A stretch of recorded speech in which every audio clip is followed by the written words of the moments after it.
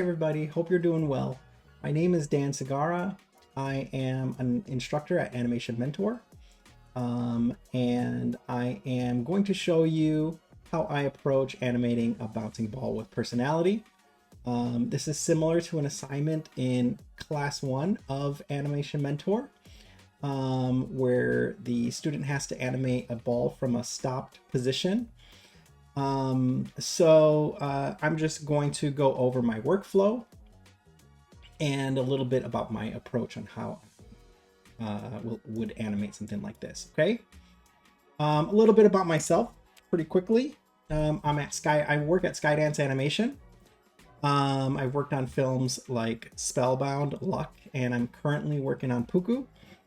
And before that, I was at Blue Sky Studios for about 10 years.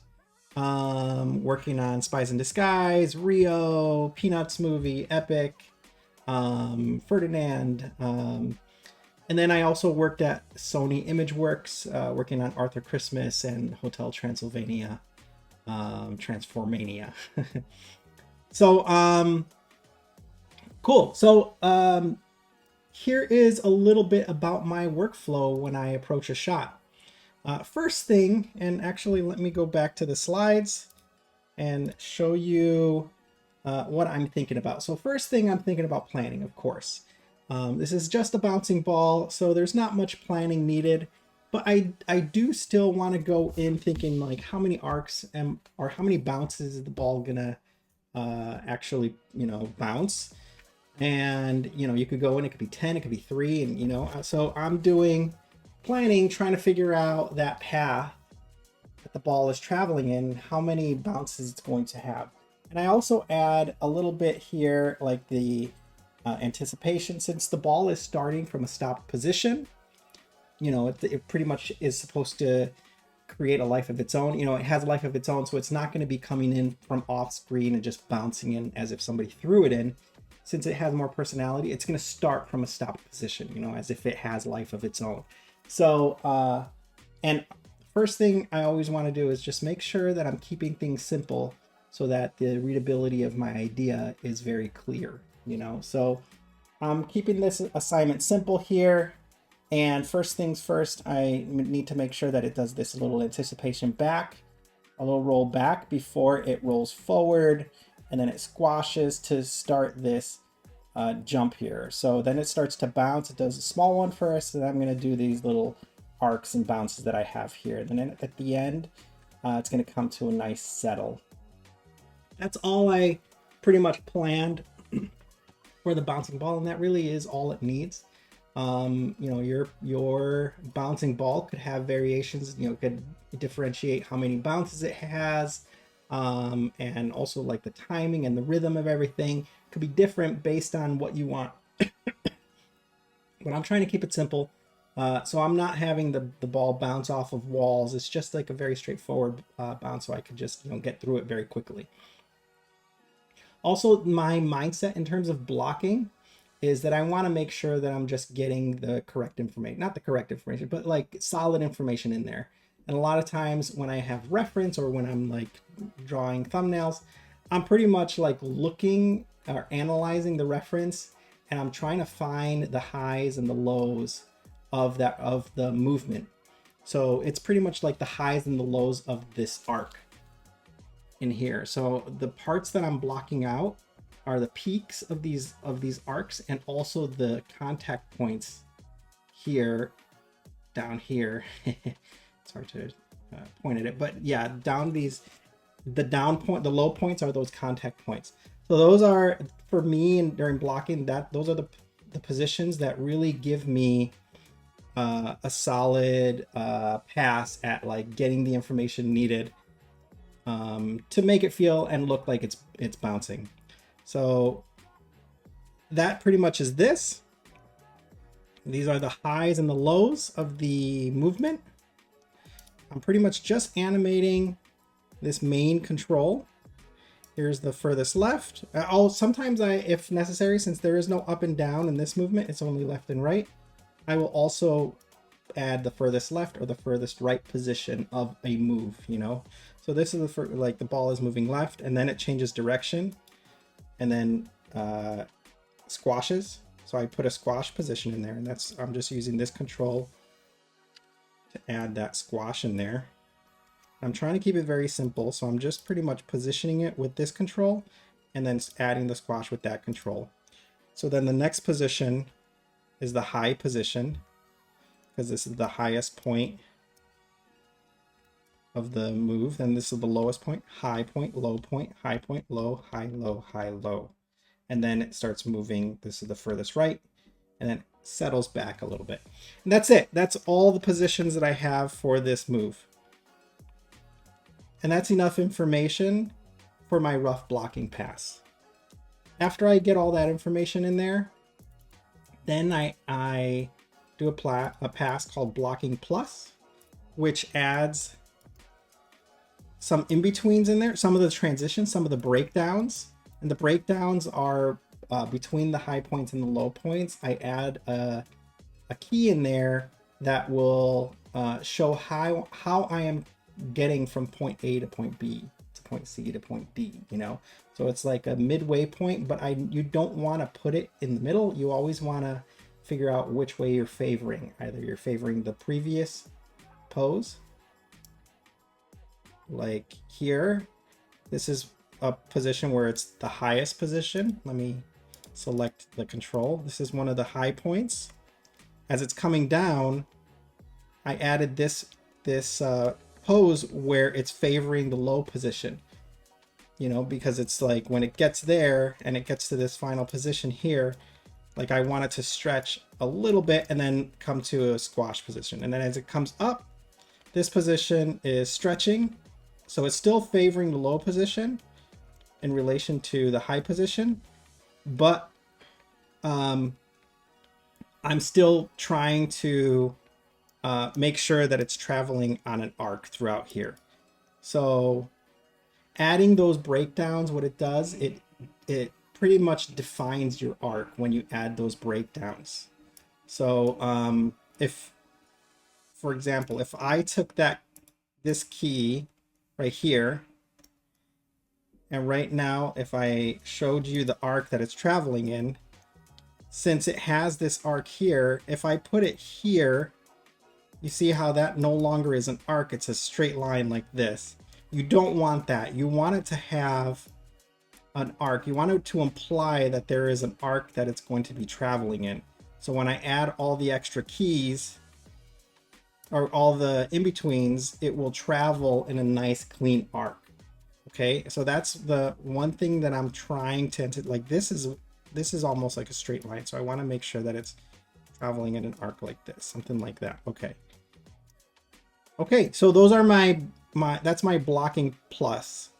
So adding those breakdowns in between your highs and your lows. Okay. All right, so next step I want to do is start splining this. So that I haven't done in advance, so because I wanted to show my workflow here. So let's do this. Let's select all the keys. I'm gonna make sure I don't accidentally select geometry, so I turn that off. I want to select all the controls, and I am just going to select everything. Since this is just a bouncing ball, I could work at everything at the same time. So I'm just going to select all the keys in the curve and then hit auto tangent. And what I like about auto tangent is it is a very smart tangent, because if your key, for example, is at the highest point, it knows that it needs a flat tangent.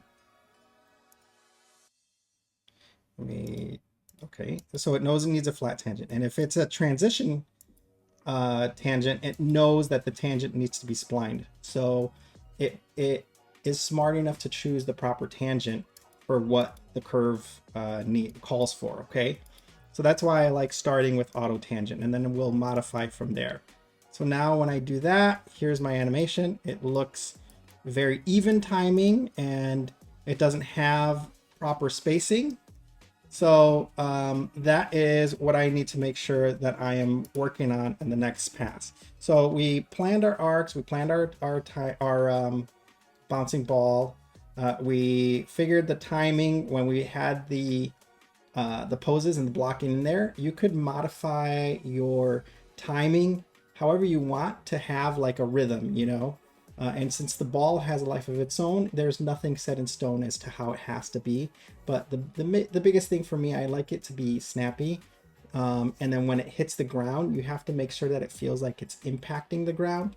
So you can't have so many frames from the position where it's heading, from your breakdown where it's heading toward the ground.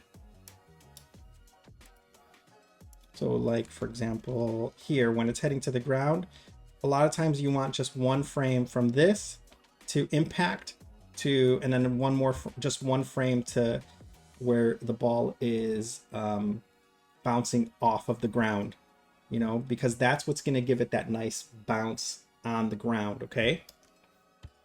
It's an impact frame. Okay, and then we have that anticipation that we planned out where the ball like is going to move backwards first before it moves forward, because that's also the element that will give it life. And then the blocking plus I showed you is that's when you add the breakdowns. And now in terms of splining and refining your animation, now we need to make sure we execute these arcs that we planned out in the notebook. And we have to make sure that our spacing eases in and eases out of positions. Okay, so let's work on that stuff. So from here, we want to, let's see, this is the forward position. And this curve, this is the forward movement. So this is the ball traveling. You can see the translate X here.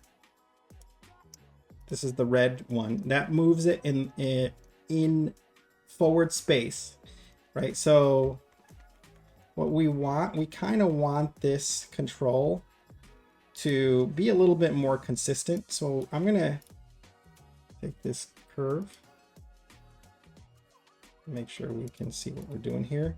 I want this to be a little bit more clean. There's a little bit of up and down throughout the curve, which is making it feel a little like start and stoppy, you know.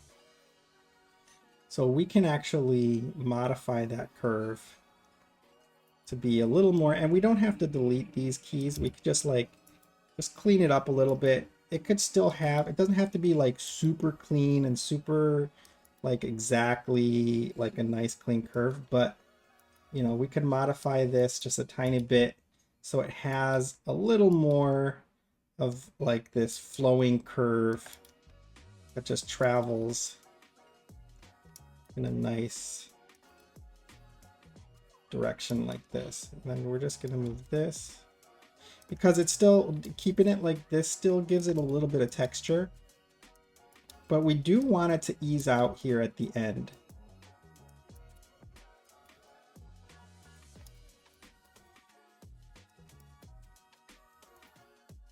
So it should come to like almost like a flat line at the top here like this, and it should slowly come to like a stop like this. So this is going to make it feel like as it travels forward, it kind of slows down at the end, but it's still picking up speed right through here. And then as this curve starts flattening out around here, you can see this curve becomes a lot like straighter. It starts becoming straighter around here, and that's where it's starting to slow down. Okay, so now you can see like as it's traveling forward, I think it's moving roughly in a pretty decent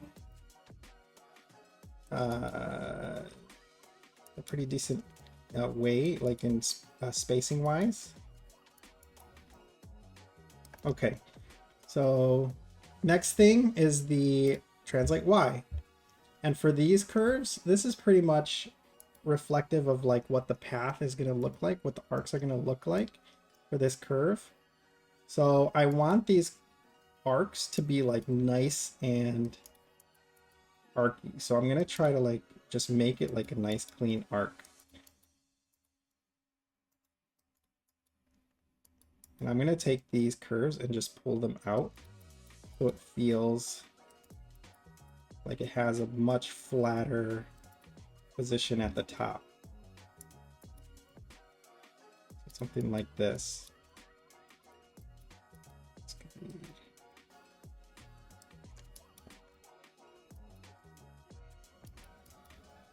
And also another thing that I'm doing with these curves, like I'm making sure that they're weighted. So if you go to curves, weighted tangents, when you do that, you're able to select these handles and pull them out like this. If they're not weighted, you're not able to pull them out like this. So, and the reason why it's helpful is because like this, you could go in and modify that curve like this. So you can give it that nice flat top here. And these, the impact frames, I want these to have more of a sharp hit impact like that. I'm just gonna do this. I'm gonna use this linear tangent so that they have impact frames like that, okay? All right.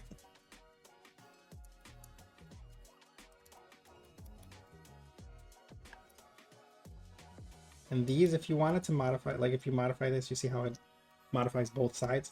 What you can do is you can break that tangent like this with this key, and then each one would be modifiable separately like that.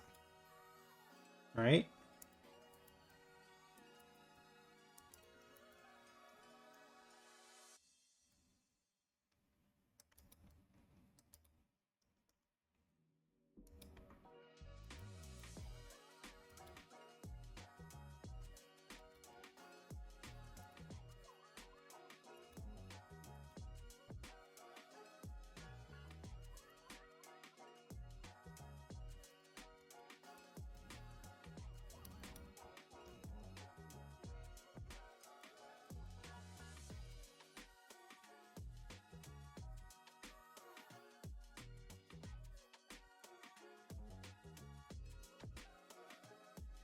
Anytime you see me here, like if it goes like this, I have a hotkey for auto tangent. I'm just modifying that curve. I'm just hitting auto tangent and then modifying to make sure that it has a nice flow to it. All right, let's take a look now. Cool, now it has a little more hang time in each bounce.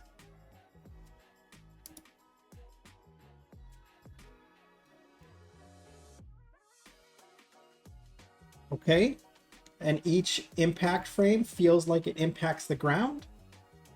Cool. And now what's feeling weird is the squash and stretch. So I just want to go modify the squash and stretch so it feels, let's go through actually. As it moves back, that's fine. You can see that it's rotating off of the pivot point at the bottom, like this position, which is good.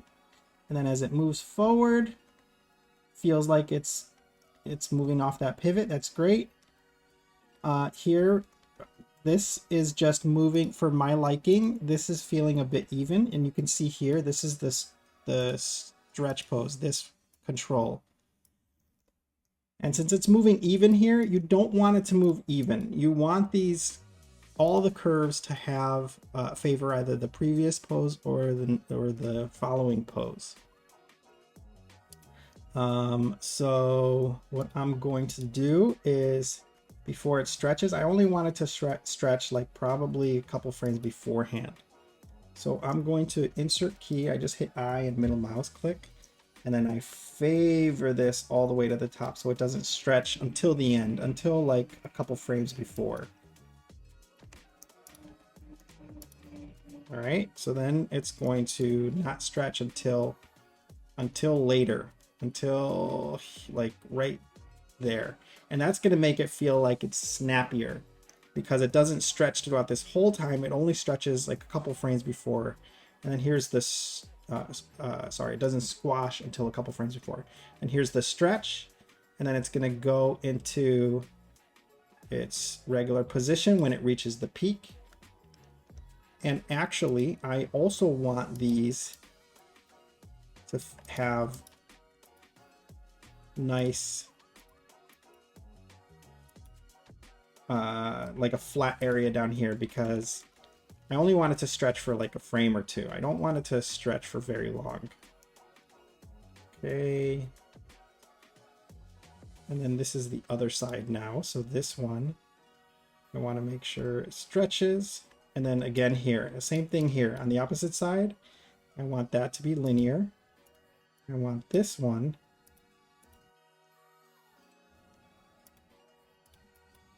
to be pulled out.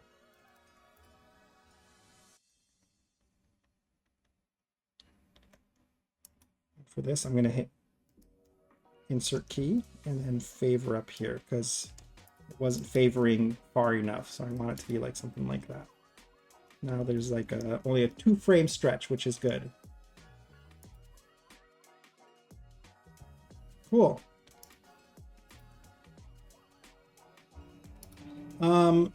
That's about it. That's like the spline pass. Since there's not much to the bouncing ball, it's just making sure that you're getting the timing right, which is super important. The first thing is making sure that you have the arcs planned out. And then you may have to make sure that the timing is nice and snappy. So you don't want your timing to be so far apart, because then it's going to be just very floaty. And you can see here that my timing is not very far apart. Like you can see that from like the up position here, this is the highest position on 130, to the stretch position. And this is when the ball jumps is at its highest point.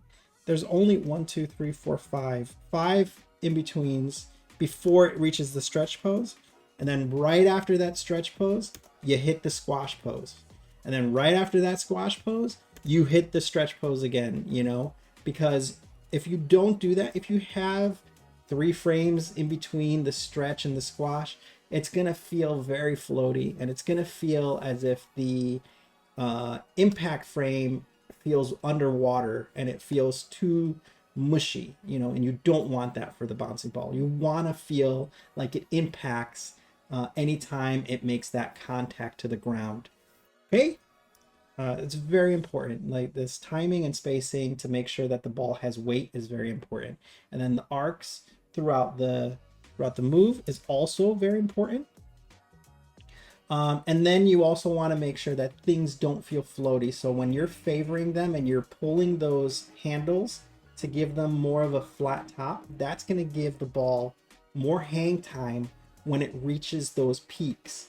And then when you have that when you have these sharp hits down here, when you have these sharp hits down there, that's going to give the ball nice impact in terms of your timing, so that it feels like it actually hits the ground nicely. Okay, hopefully all of this makes sense. The next step, I would make sure to, like, if the ball doesn't really have a polish stage, you just want to make sure that it feels as if there's like as it moves forward, that it's turning from that pivot point at the bottom. So like you see where that point is right here. Like you want to make sure that it's traveling back from that pivot point, you know, and it's close enough. Maybe it could travel back a little bit further. That would be this control.